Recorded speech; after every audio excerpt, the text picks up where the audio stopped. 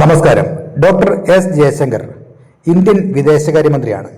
ലോകവേദികളിൽ ഇന്ത്യയുടെ നിലപാടുകൾ വളരെ കൃത്യതയോടെയും ഗൗരവത്തോടെയും അവതരിപ്പിക്കുന്ന നേതാവ്. എന്നാൽ അദ്ദേഹം സംസാരിക്കുന്നത് കേവലം നയതന്ത്രം മാത്രമല്ല, ഇടയ്ക്കിടെ അല്പം നർമ്മവും കൂടിയുണ്ട്. ഏറ്റവും പുതിയതായി ഒരു വേദിയിൽ വെച്ച് അദ്ദേഹം നടത്തിയ ഒരു സംഭാഷണം ഇപ്പോൾ സോഷ്യൽ മീഡിയയിൽ വലിയ തരംഗമായിരിക്കുകയാണ്. എന്താണ് ആ സംഭവമെന്നും അതിൽ ചോദ്യവും ഉത്തരവും എങ്ങനെയായിരുന്നുവെന്നും നമുക്ക് ഈ വീഡിയോയിലൂടെ കാണാം.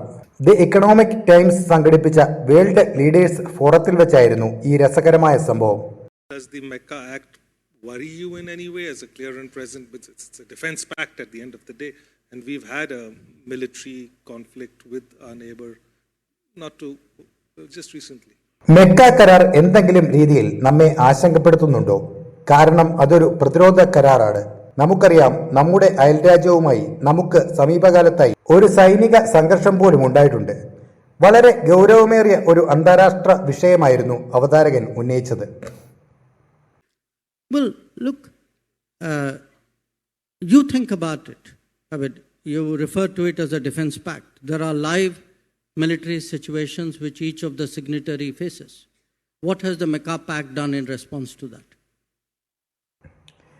ഈ ചോദ്യത്തിന് വിദേശകാര്യമന്ത്രി എസ് ജയശങ്കർ നൽകിയ മറുപടി ഏറെ ശ്രദ്ധേയമായി.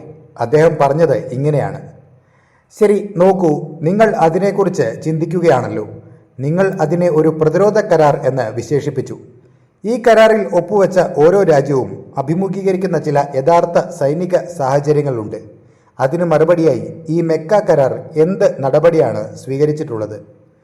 ചോദ്യത്തിന് നേരിട്ട് ഉത്തരം പറയുന്നതിന് പകരം അവതാരകനെ കൊണ്ട് തന്നെ തിരിച്ച് ചിന്തിപ്പിക്കുന്നതായിരുന്നു മന്ത്രിയുടെ ശൈലി.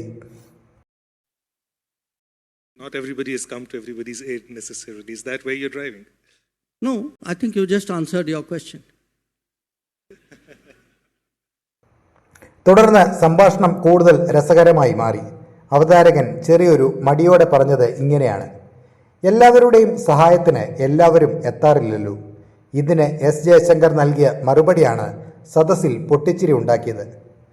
ഇല്ല, ഞാൻ കരുതുന്നത് നിങ്ങൾ നിങ്ങളുടെ ചോദ്യത്തിന് മറുപടി നൽകി എന്നാണ്. ഇന്ത്യയുടെ വിദേശകാര്യ നയത്തിൽ എസ് ജയശങ്കറിന്റെ പങ്ക് എത്ര വലുതാണെന്ന് ഈ വീഡിയോ നമ്മെ ഓർമ്മിപ്പിക്കുന്നുണ്ട്. ബുദ്ധിയും കഴിവും ഒപ്പം അല്പം നർമ്മബോധവും ചേരുമ്പോൾ ഒരു രാഷ്ട്രീയ നേതാവ് എങ്ങനെ ആകണം എന്നതിൻ്റെ ഉത്തമ ഉദാഹരണമാണ് ഈ സംഭാഷണം. നമ്മെ ചിന്തിപ്പിക്കുന്ന ഒരു വിഷയം, ആക്രമണം സൗദിക്ക് നേരെ ഉണ്ടായപ്പോഴാണെങ്കിലും മെക്ക കരാർ പ്രകാരം പാകിസ്ഥാനോ തുർക്കിയോ ഇടപെടേണ്ടതാണ്. എന്നാൽ ഇവരാരും ഇടപെട്ടിട്ടില്ല.